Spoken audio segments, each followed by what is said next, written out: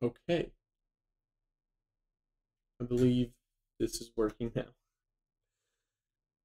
So, my name is Frank Hines, and I am 25 years old.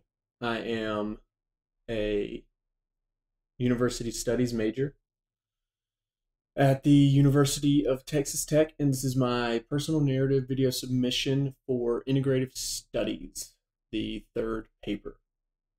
So, essentially, this is supposed to be a discussion about my life and how that has led me to the point that I'm at today. So I'll kind of begin from the beginning. So I was born in a small town in South Georgia in 1993. I was born to a very loving mother and father.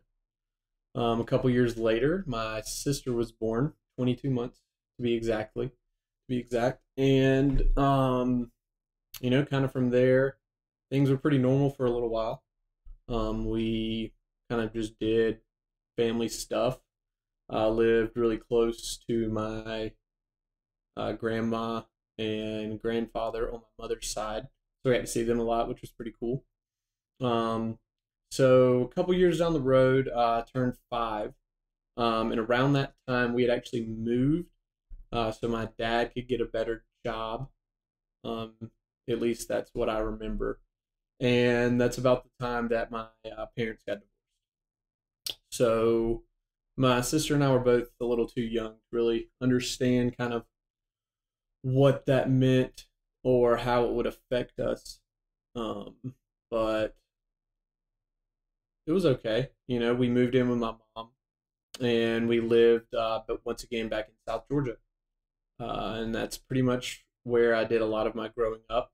Um, my mother and my father both remarried rather quickly, I should add.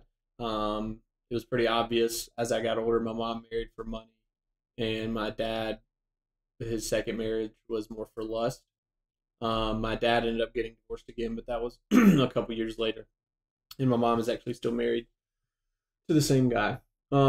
So everything was pretty much normal for the large majority of my younger years.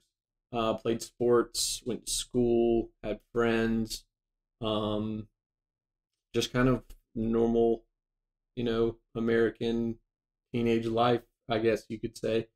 Definitely grew up privileged, much more privileged than a lot of my friends, much more privileged than a lot of people I know to this day. And I definitely took that for granted my entire life. I didn't really realize how lucky I was. So anyway, moving a little bit more forward. So my stepdad had lost 2 of his companies during 2008, kind of that era. A little bit before that, things were starting to go downhill, but that was really it really went bad. And so we moved to kind of more like middle Georgia.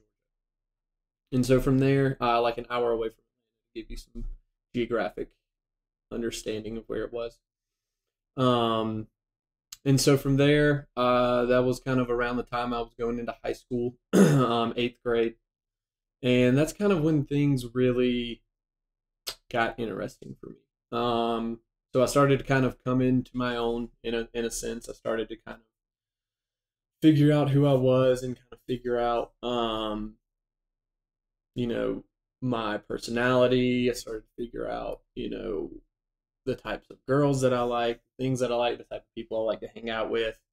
And it was, to say the least, a way for me to kind of get out of my own or get out of myself. Because I always kind of felt like I was, didn't really fit in. I always kind of felt that I was never enough in a sense. And that kind of drove me for a really long time. So moving like into high school, and from there, that's kind of when I started experimenting with drugs and alcohol. And that kind of takes us to our next part of my story. So, around 8th grade was the first time that I ever really experienced like intoxication. And it was alcohol. And it was just some stuff that my parents had um, thrown away, for a really long time. It was just in my basement, me and a couple friends just having fun, boys being boys, whatever you call it.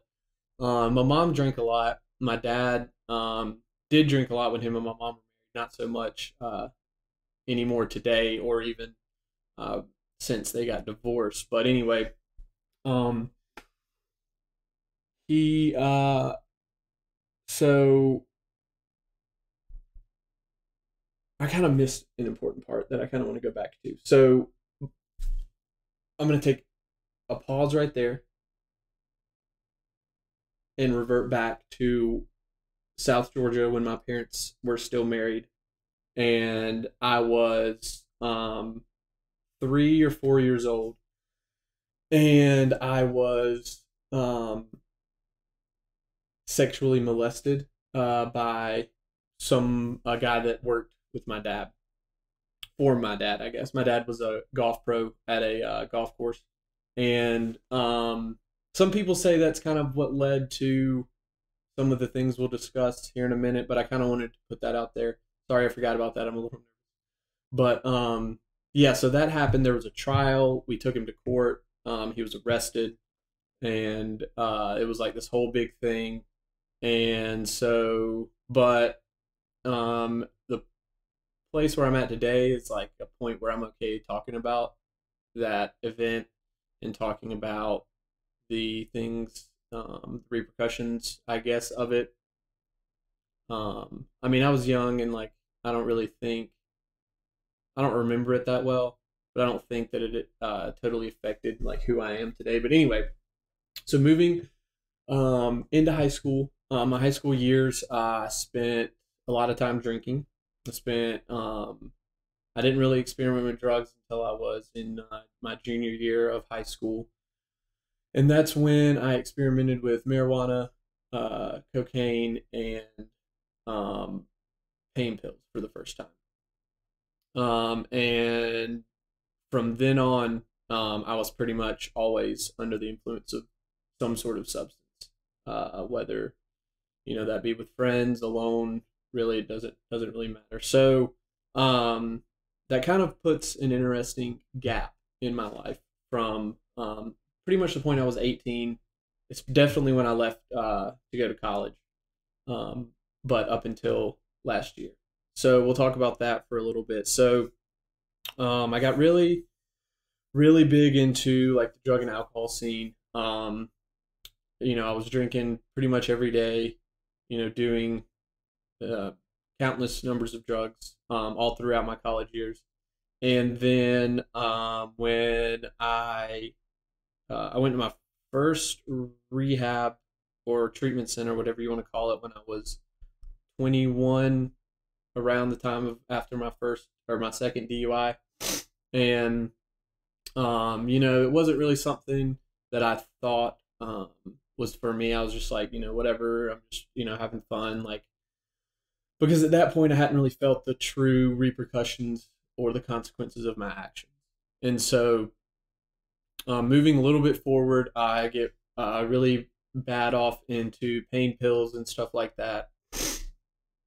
And I go to another treatment center, doesn't work, and that's when the opioids and stuff like that became a very serious and almost crucial part of my life. It was pretty much what allowed me to wake up in the morning. It was what made me, me for the better half of the last 3 years. Um, so I got really, really, really bad off on drugs. I started, doing all the things that come with addiction. And that is one of the experiences that I can like look back on today and realize was one of the best things that's actually happened in my life.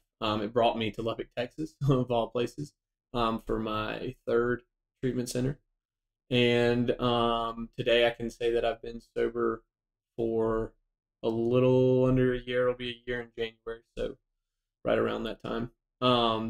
And you know, it is first off, it's the longest time I've been able to stay clean consecutively, and it is been the most rewarding as well.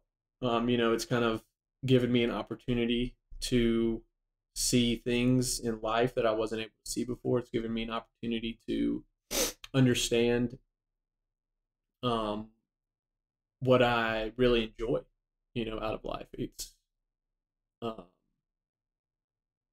been a really cool experience, to say the least. It's been something that I definitely wouldn't give away. But so that leads me to now. Now I am, you know, 3 or 4 semesters away from graduating college. Um, 6, 7 years later, but that's okay. And I have a really what I believe is a firm idea of kind of what I want to do. And it's 2 separate paths, and this is talked about in the PowerPoint presentation as well. But I'll go into it a little bit more in depth here. So pharmaceutical sales.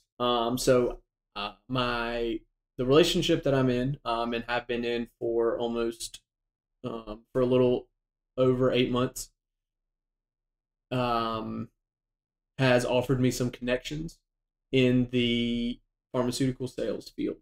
Um, and I believe that my 3 concentrations of organizational leadership, communications, as well as advertising could really be a good bridge into that sort of field.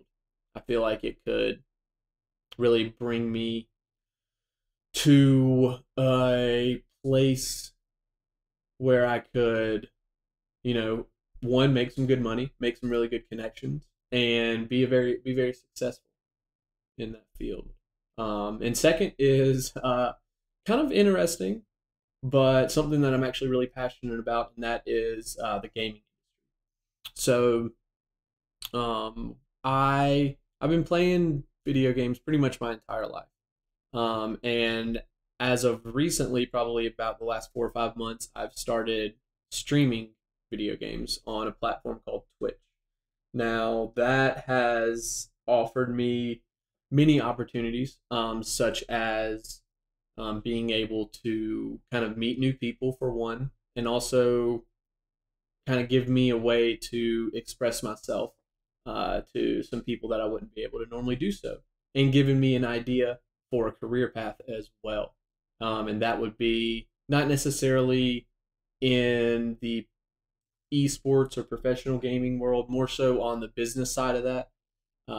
And advertising is huge when it comes to um, any sort of electronic anything really. And the communication skills would be very necessary for making connections, for one, but also being able to convey the message that you want to the specific audience you're trying to reach. And leadership, organizational leadership, that would be beneficial for having my own, advertising team, having leadership over a large group of people. And so, in conclusion, I believe that from my childhood, I'll say from the time that my parents got divorced until today, there's been a lot of trials and a lot of rough patches, but I have seen both sides of my life, and I have made a choice as to what side I want to live on. Thank you.